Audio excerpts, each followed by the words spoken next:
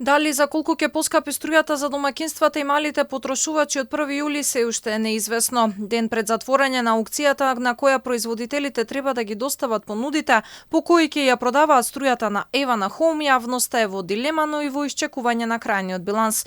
Државната ЕСМ, која по правило досега нудеше најевтина производствена цена, понудила 5% повеќе, односно наместо досегашните 57 сега бараат 60 евра за мегават час. За конечната одлука треба да пресече регулаторната комисија за енергетика, чии пресметки ќе одредат дали и колку би изнесувало евентуалното поскапување.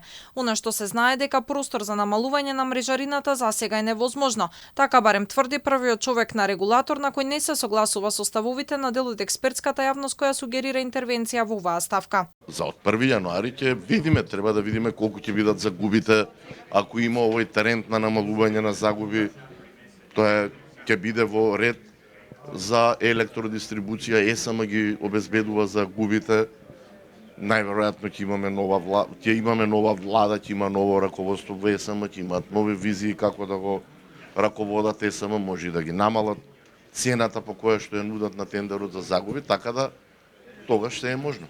И да се прифати поскапата понуда на ЕСМ, струјата може и да не поскапи, но тоа ќе зависи од цената која Евана Хоум ќе треба да ја плати за набавката на струја на слободниот пазар. Со однос за ова е следен, од ЕСМ се набавува 85% од потребите, останатото на слободниот пазар. Токму ова, според Бислимовски, е причината за присутната неизвестност, поради која се уште не може да се предвиди ништо поконкретно. Според него, притисокот врз цената на струјата за домаќинствата може да се намали ако малите фирми се прифрлат на слободен пазар кои сега се снабдуваат на регулираниот пазар. Некаде околу потрошувачката на малите потрошувачи кои што биле снабдувани од Евана Хоум во екот на енергетската криза било околу 450-500 милиони киловат часови, оваа година таа ќе падне на околу 230 милиони киловат часови, значи околу 250 до 270 милиони киловат часови потрошувачи, на мали потрошувачи, префрлена на слободниот пазар,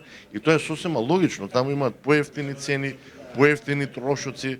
Инаку од ВМРО ДПМН како идна влада порачаа дека нема да дозволат ценовен шок за граѓаните. Христијан Мицкоски како иден премиер веќе порача дека доколку побарувањето на ЕСМ донесе поскапи сметки за граѓаните ќе ја врати цената со тенденција дури на намалување, но кога ќе почне новиот период на регулирање, а тоа е од 1 јануари. Мицкоски очекува дека во новата цена на струјата ќе влијае и профитната маржа на универзалниот снабдувач која сега е 9,9%, а претходно беше 11%, што во крајната формула нема да донесе повисока сметка.